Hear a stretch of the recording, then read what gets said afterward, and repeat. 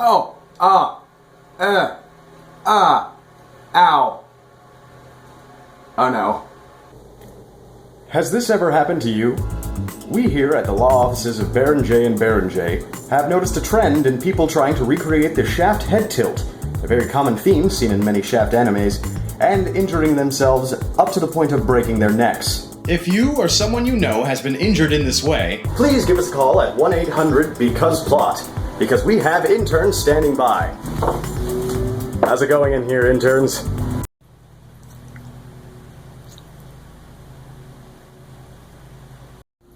I won't keep you busy. Keep up the good work. So remember, if you or someone you love has injured themselves doing the shaft head tilt, give us a call at 1-800-BECAUSE-PLOT. That's 1-800-BECAUSE-PLOT. Is that it? Are we good? Are we good? Alright, cool. Hey everybody, it's BaronJ, and oh god, there's gonna be a lot in this one. Good gravy. So if you've been an anime fan for not as long of a time as I have, and you're on the internet and you see a bunch of people talking about anime, and you see pictures like this guy, and this girl, and this thing, and whatever that is, and you're like, where the heck do those come from? Guess what? I'm about to tell you. Yep, this week we're taking on the granddaddy of all weeb status shows. This is the Monogatari series.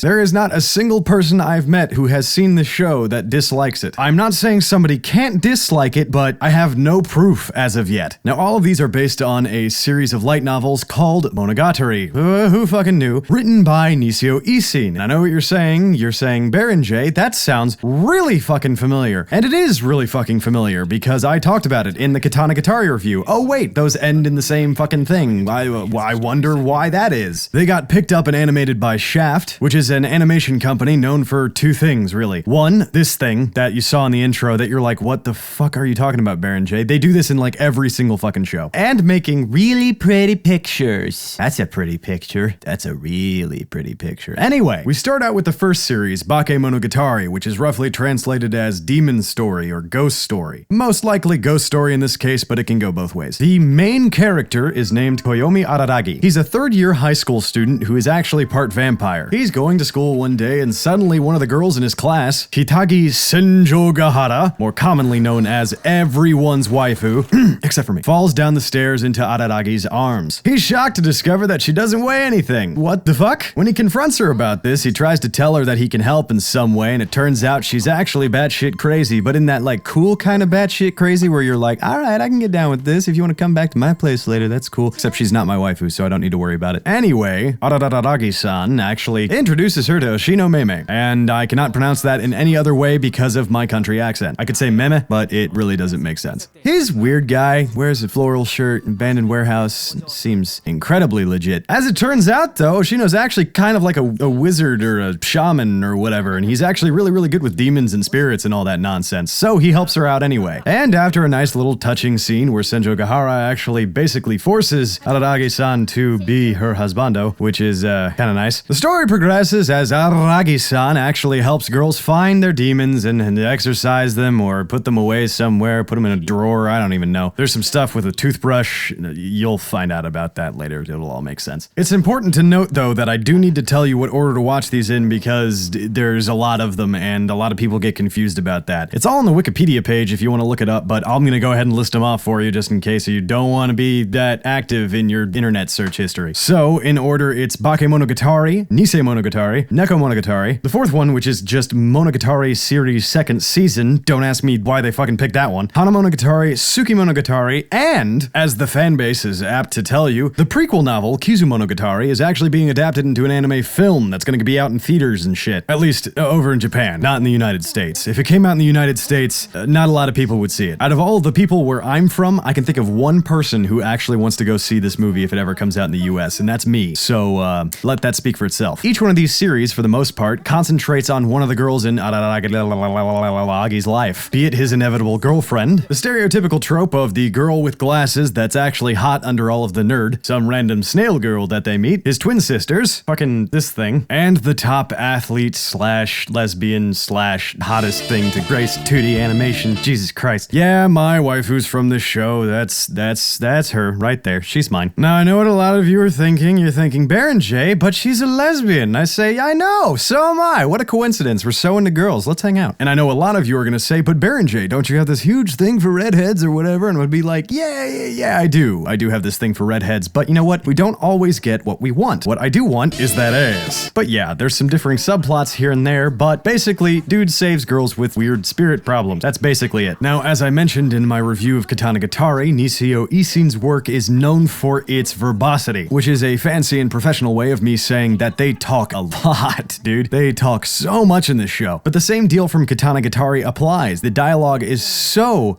fascinating to read and listen to. Even with the inevitable gap in translation between American and Japanese, a lot of the cadence and humor is actually translated perfectly well. I've actually been doing one of the major ongoing gags from the show in this review, like nonstop. I've done it like 3 times now, in English, and it's still funny. As you may be well aware, if the dialogue in the show is incredibly good, then the character interaction is going to be great as well, and this does not disappoint. Even though like 90% of the time, our doorway into this world is Ragi-san, it still feels like every character is given enough time to make themselves present, if that makes sense. The character development is great as well. Man, tears were shed by me. There's a point in this show where I literally just burst out crying. Like, I was just like, this is impossibly sad. This is so sad. And then 2 seconds later, everything's fine, and my heart's just like, get me off this crazy thing. Now, one of the main criticisms about this show that a lot of people will say is that it's very, very wordy and there's not a lot of action. However, the overall art direction and stylization and character design and direction of the series as a whole is phenomenal. Although some of it does actually get lost on the English translated audience. They do pop-up visual gags that last less than half a second that are all written in kanji, and you're just like, okay, what did I miss? And you have to go back and look and say, oh, okay, oh, all right, that's funny. Now let's keep going. It doesn't make it any less good. It just depends on how much effort you want to put into watching something. That being said, though, with the animation, this show has some of the best animated sequences I've ever seen in anything. The first real fight scene you see with anyone in the show is absolutely mesmerizing to behold. Some might say the entire series is worth watching for that one sequence, which I don't necessarily agree with, but, you know, one of the other things to note about this show is that it's meta as hell. The show references other anime and typical Japanese works so much that sometimes it's kind of hard to keep up with. Kind of goes along with what I was saying before. But this also applies to the show itself. There's some gags where they literally call out the dance moves in the opening, and it perfectly straddles that line between using the fourth wall so much that it hurts and staying within the show. The soundtrack's pretty great. Each opening theme is written towards a specific character, and it's just an excuse for Shaft to make pretty pictures again, which is totally fine by me. Now, here's the fun bit. This all basically boils down to, should I watch the Monogatari series? Should I do it? Is it a good idea? Seems like a good idea. It's got the butt. And,